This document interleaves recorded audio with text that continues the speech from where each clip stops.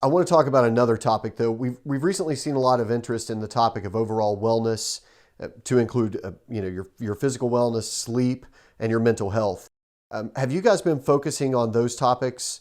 And do you know of any related overall wellness programs that you could recommend? I know you had mentioned a particular app that you've been working with as well.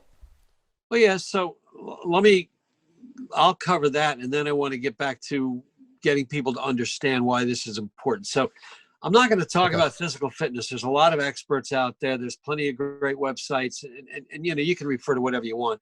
If you haven't figured out that you can't carry on another 150 pounds around you, if your belt is big enough to carry 10 portable radios, maybe there's a problem, right? I mean, it's that kind of stuff. You got to understand that you got to be reasonably fit for this job. It's that simple. So I'm not going to get onto that. If you haven't figured it out, if you're still smoking cigarettes and eating Whoppers and shit, I can't help you. I mean, there's got to be some understanding to that. But what we can talk about Absolutely. is the emotional health, the behavioral health, and stuff like that. So there's a company out there called Cordico, Cordico. And this Dr. David Black, came out with an app that I think is probably the greatest thing. We use the term greatest thing since sliced bread. But, in today's generation, when you look around your firehouse, and I'm not an anti-millennial by any means. I love these new kids, and I'll take them all day long. I got some kids in my department, captains, and phenomenal. I love these kids to death. And the mutual aid departments we run with, these kids are home run.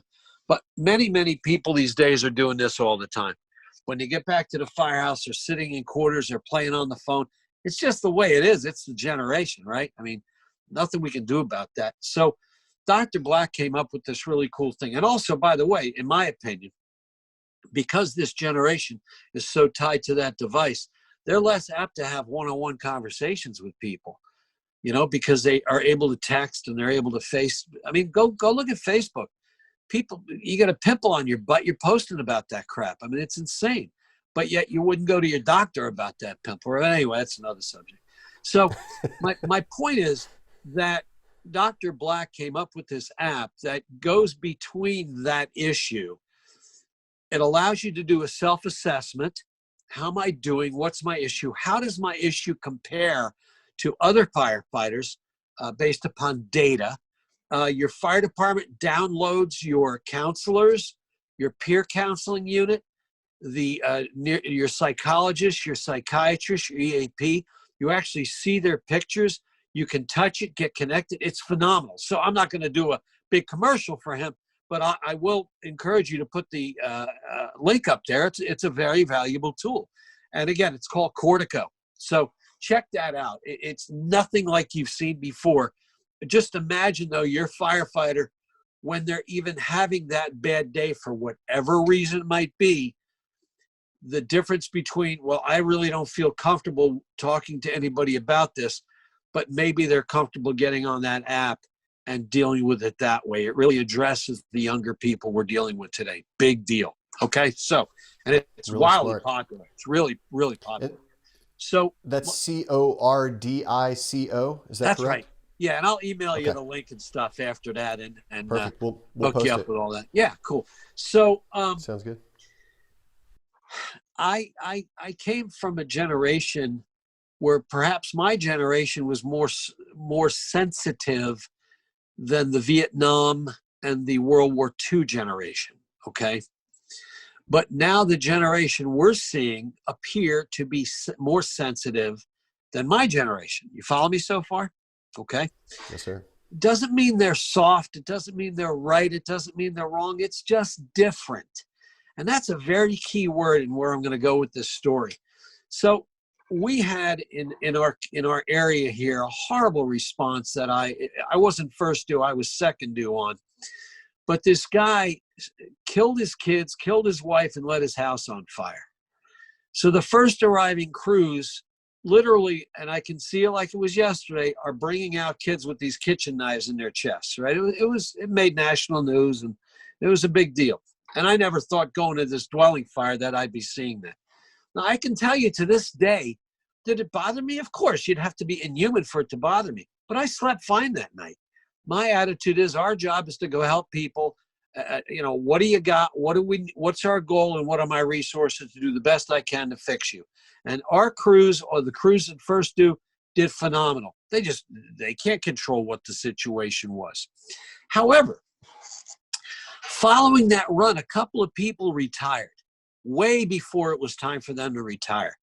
And it really clicked, because I was sort of going through this transition of, oh, come on, suck it up, versus, well, I can tell you that kid calls bother me more since I've had kids than, that kind of thing. And now that I've got grandkids, more so, right? So I started thinking, how do I convey that to the rusty, tough, salty, old, or maybe not young, maybe a young firefighter doesn't really think it's a big deal, or an officer especially. And I relate it with this story. Let's say you and I and a friend, we go out for dinner, and you order fish. Well, immediately I'm asking to sit at a different table because I cannot stand fish. It doesn't mean I'm right. It doesn't mean I'm wrong. It means I see it differently. That's all it is. So then after dinner, we all go to a movie, and we're laughing like a couple of firefighters at some stupid stuff on the TV screen or the movie screen, but our spouses are looking at us like we're some kind of idiots, and they're not laughing at anything, right? It doesn't mean we're right or we're wrong. It means we are different.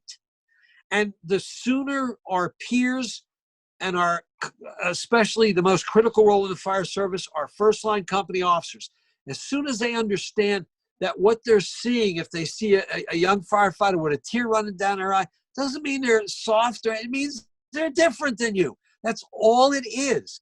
So therefore, it needs to be addressed on how can we solve that. If I can't have fish, I don't like fish, I get steak, okay? If this firefighter is not having a lot of difficulty dealing with a situation, that's fine. If this one is, then we need to address it in that manner without it being demeaning, without you being a wimp, because it's nothing to do with that. Hey, I see some of these commercials Christmas time on TV with little babies and puppies. I'm bawling.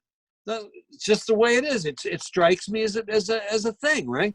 But other stuff I'm looking at like, yeah, whatever. I don't give it, right? So it just means we're all a little bit different. And the sooner we understand that, the better. And now, as a lieutenant, as a captain, you have an obligation to understand that.